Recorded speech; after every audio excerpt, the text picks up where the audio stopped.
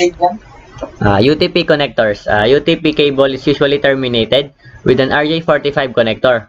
This connector is used for a range of physical layer specification, one of which is Ethernet. The standard describes the wire color codes to pin assignments or the pin out for Ethernet cable. Types of UTP cable. Different situations may require UTP cable to be wired according to different wiring conversion. This means that individual wires in the cable have to be connected in different orders to different sets of pins in the RJ45 connectors. The following are the main cable types that are obtained by using specific wiring convention: the Ethernet straight-through, Ethernet crossover, and the rollover. The Ethernet straight-through is the most common type of the networking cable.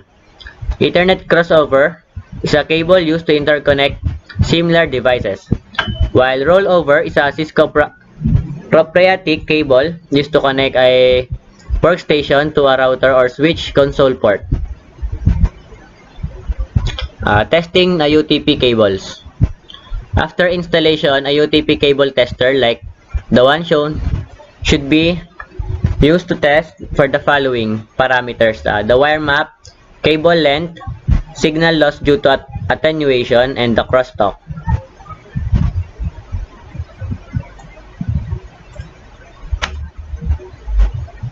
Fiber optic cabling. The properties of fiber optic cabling.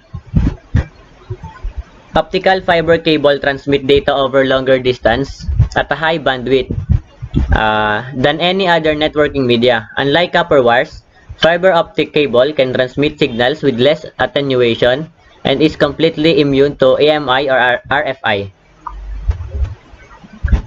Fiber media cable design.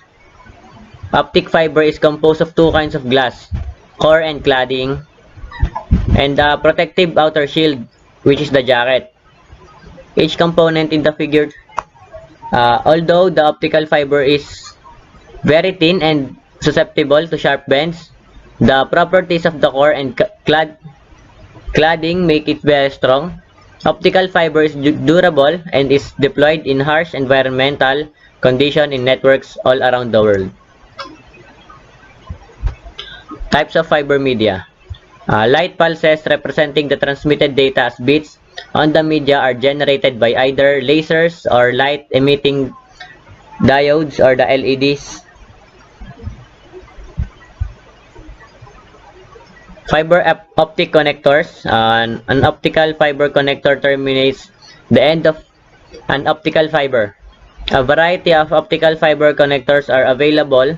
The main differences among the types of connectors are dimensions and method of coupling.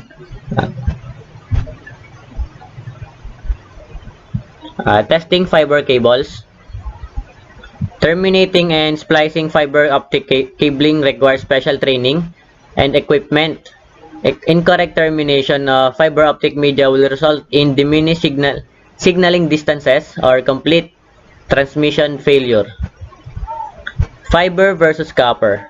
There are many advantages of using fiber optic cable compared to copper cables.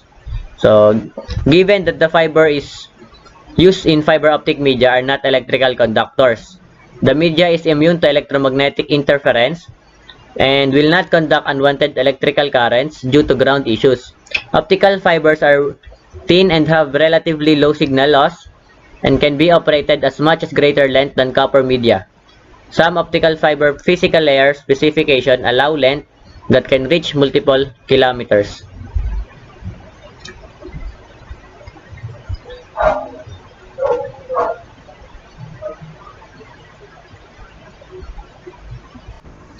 So, purpose of the data link layer.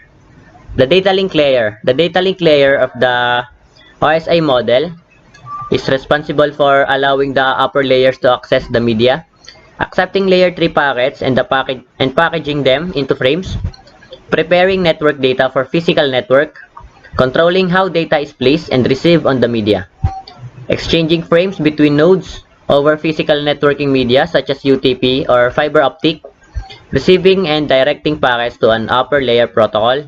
Last is the performing error detection. Data link sublayers. The data links layers is divided into two layers, the logical link control and the media access control. The logical link control, this sub-layer communicates with the network layer. It displays information in the frames that identify which network layer protocol is being used for the frame. While the media access control or the MAC, this lower sub-layer defines the media access process performed by the hardware. It provides data link layer addressing and accessing the various network technologies. Media access control.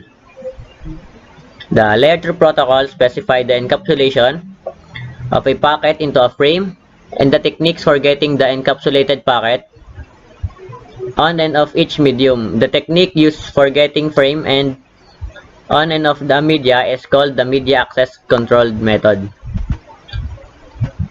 Providing access to media. Different media access control methods may be required during a single communication.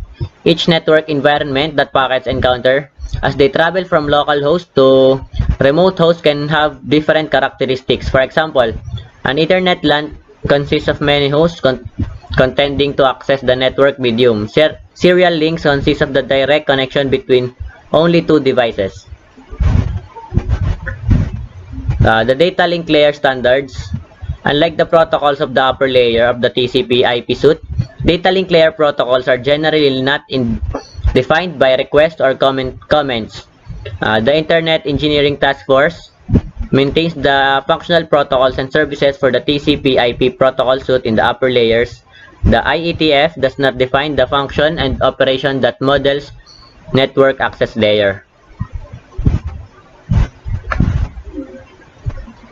So for topologies, the controlling access to the media. Regulating the placement of data frames into the media is controlled by the media access controlled sub-layer.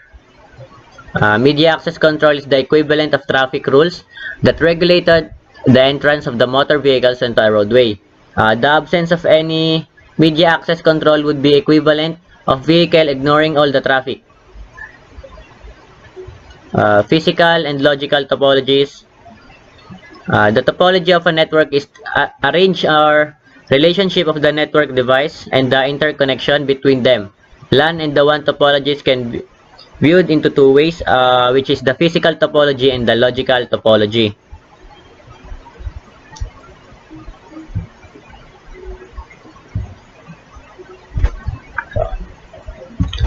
The common physical WAN topology. WAN are commonly interconnected using the following physical topologies: the point-to-point, hub and spoke, and mesh. Point-to-point, this is the simplest topology that consists of permanent link between two endpoints for this reason. This is a very popular WAN topology. Hub and spoke is a one version of the star topology, which is a central site interconnects branch sites using point-to-point links. Mesh is a topology provides high availability but requires that a very end system be interconnected to every other system. Therefore, the administrative and the physical costs can be significant. The logical point-to-point topology. The end nodes communicating in a point-to-point network can be physically connected by a number of intermediate devices. However, the use of physical devices in the internet does not affect the logical topology.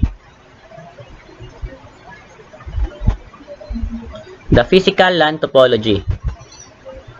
Physical topology defines how end systems are physically interconnected. In shareable media, LANs and devices can be interconnected using the following physical topologies. Half and full duplex. The half duplex communication is both devices can transmit and receive on the media but cannot do so simultaneously.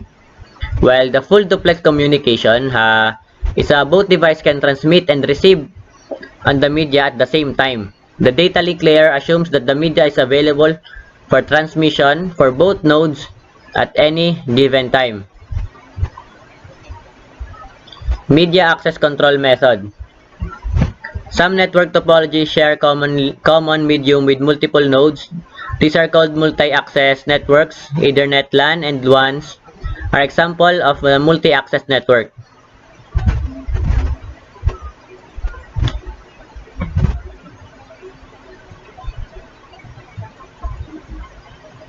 So the frame, the data link layer prepares a packet for transport across the local media by encapsulating it with a header and a trailer to create the frame. Frame field, frame breaks the stream into separable groupings with control information inserted in the header and trailer as values in different fields. This format gives the physical signal a structure that can be received by nodes and decodes into packets at the destination. The layer 2 address. The data link layer provides the addressing that is used to transport the frame across a shared local media. Device addresses at this layer are referred to as physical addresses. The LAN and WAN frames. In a TCP/IP network, all OSI layer protocols work with all the IP at OSI layer 3.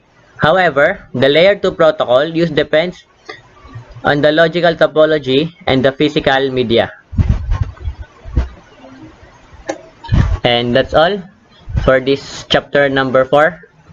And thank you.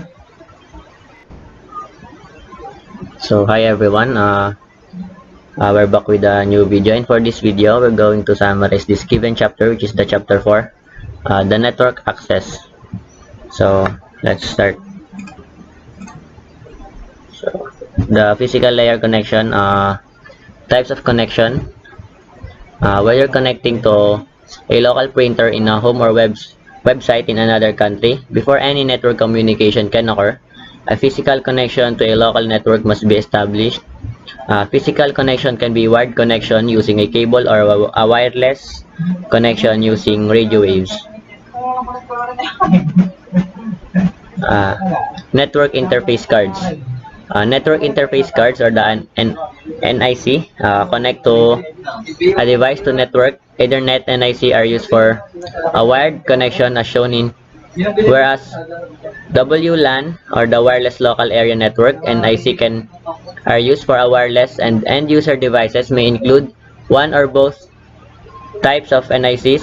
A network printer, for example, may only have an Ethernet NIC and therefore must connect to the network using an Ethernet cable. Other devices such as tablets and smartphones might only contain a WLAN NIC and must use a wireless connection.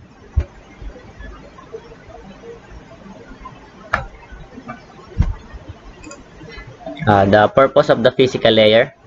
The physical layer. The OSI physical layer provides the means to transport the bits that makes network media. This layer accepts a complete frame from the data link layer and encodes. It is a series of signals that are transmitted onto the local media. The encoded bits that comprise the frame received by either an end devices or an intermediate device. Physical layer media. There are three basic forms of the media. The physical layer produces the representation and groupings of bits for each type of media as copper cable, fiber optic cable, and the wireless. Copper cable, the signals are patterns of electric pulse, while fiber optic cable uses the signal are patterns of the light, while wireless, on the other hand, is the signals are patterns of microwave transmission. The physical layer standard. The protocol and operation of the upper OSI layer are performed in software designed by software engineers and computer scientists. The services and protocols in the TCP/IP suites are defined by the Internet Engineering Task Force, or the IETF. The physical layer consists of electronic circuitry media and connectors developed by engineers. Therefore, it is an appropriate that the standards governing this hardware are defined by the relevant electrical and communication engineering organization.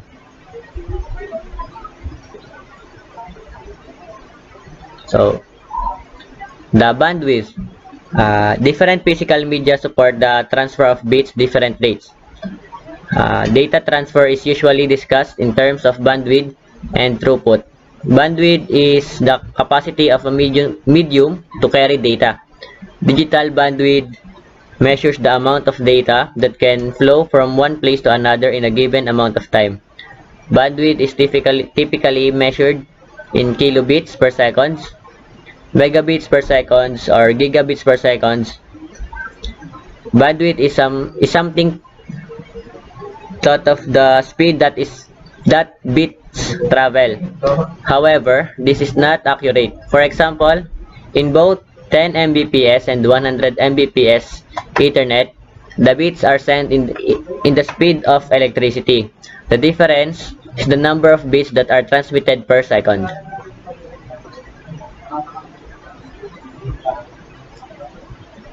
The throughput. Throughput is the measure of the transfer of bits across the media over a given period of time. Due to a number of factors, throughput usually does not match the specified bandwidth in physical layer implementation. Many factors influence throughput, including the amount of traffic, the type of traffic, and the latency created by the number of network devices encountered between the source and destination. Types of physical media. The physical layer produces the representation and groupings of bits as voltages, radio frequencies, or light pulses. Various standards organizations have contributed to the definition of the physical, electrical, and mechanical properties of the media available for different data communication. This specification guarantee that cables and connectors will function as anticipated with different data link layer implementation. As an example, for copper media are defined for the type of copper cabling used, bandwidth of the communication, type of connector used, pinout and color codes of connection to the media, maximum distance of the media.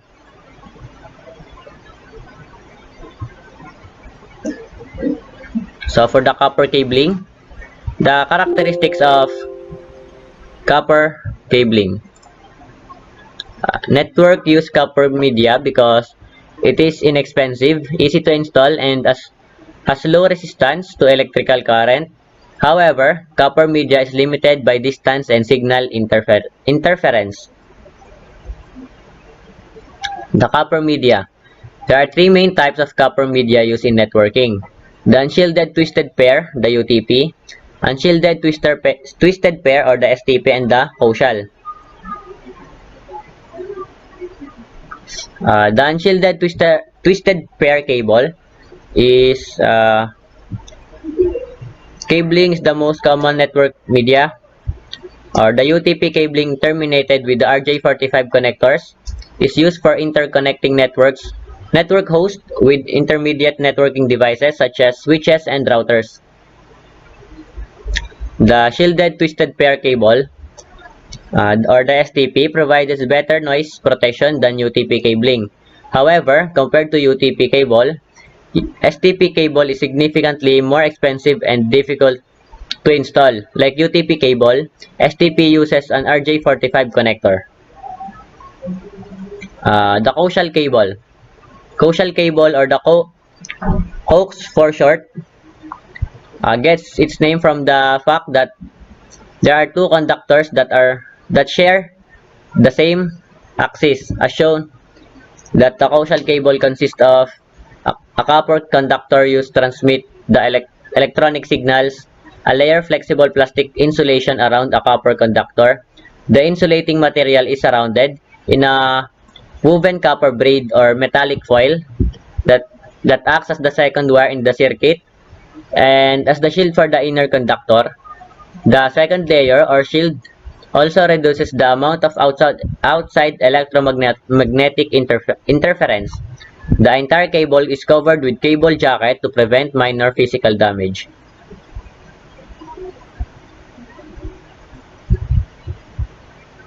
The copper media safety. All three types of copper media are susceptible to fire and electrical hazards. Fire hazard exists because cable insulation and sheets may be flammable or produce toxic fumes when heated or burnt. Building authorities or organizations may stipulate related safety standards for cabling and hardware installation.